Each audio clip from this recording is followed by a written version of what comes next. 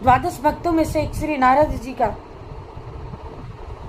की कथा है। उत्संगा नारदो यज्ञ है, अर्थात प्रजापति ब्रह्मा जी की गोद से श्री नारद जी उत्पन्न हुए। जब ब्रह्मा जी ने इन्हें भी सृष्टि विस्तार की आज्ञा दी तो श्री नारद जी ने यह कह करके कि अमृत से भी अधिक प्रिय श्री कृष्ण सेवा छोड़ करके भला कौन विषय नामक विष का भक्षण आस्वादन करेगा, हम क्यों संतान को जन्म दे। और ब्रह्मा जी की आज्ञा अनुचित करके दिखलाई तो श्री नारद जी की ये बात सुनकर ब्रह्मा जी रोष से आग बबूला हो गए और नारद जी को ये श्राप दिया कि बोले नारद, मेरे श्राप से तुम्हारे ज्ञान का लोप हो जाएगा, तू 50 कामनियों के पति बनोगे और उस समय तुम्हारी उपब्रहण नाम से प्रसिद्धि होगी और फिर मेरे ही श्राप से तुम दासी पुत्र बनोगे।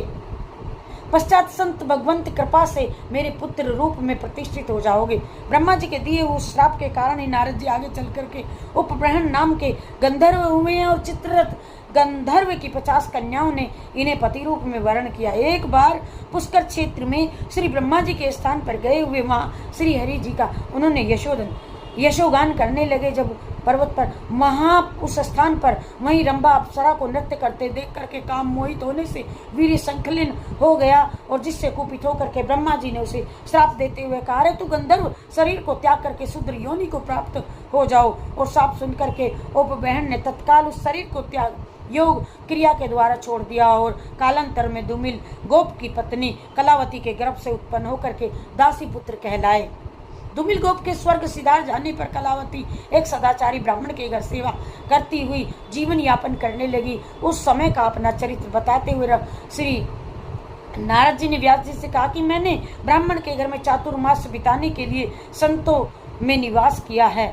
ब्राह्मण की आज्ञा से मैं माता समेत संतों की सेवा में लगा रहता था और पात्रों में लगी हुई उनकी झूठन दिनों दिन एक बार सदैव खा लेता था और जिससे मेरे सब पाप दूर हो गए, हृदय शुद्ध हो गया। जैसा भजन पूजन वे लोग करते थे उसमें मेरी भी रुचि हो गई। चातुर्मास करके जब गुरुजी जाने लगे, साधु संत विनम्र बालक को भगवान के रूप ध्यान और नाम का जप का उपदेश दे करके चले गए। कुछ ही दिनों बाद सायंकाल को उनकी माँ गाय दूहने के लिए गई तो माँ को सर्प ने काट लिया और थक करके पीपल के नीचे बैठकर ध्यान से प्रभु प्रकट हो गए और उन्हें आनंदमय हो गए।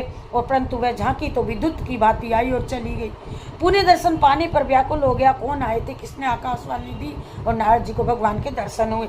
अब इस जन्म में मुझे नहीं देख सकता हूँ और इस झांकी को मैं कृपा करके मुझे ये झांकी दिखलाइए, इसका दर्शन मुझे मेरे चित्त में लग जाए और मैं सदा गुण गाऊं और भुलाए हुए को भगवान के चित्त में तुरंत प्रकट हो जाते हैं, भूल जाते हैं। यदि भगवान का भजन करते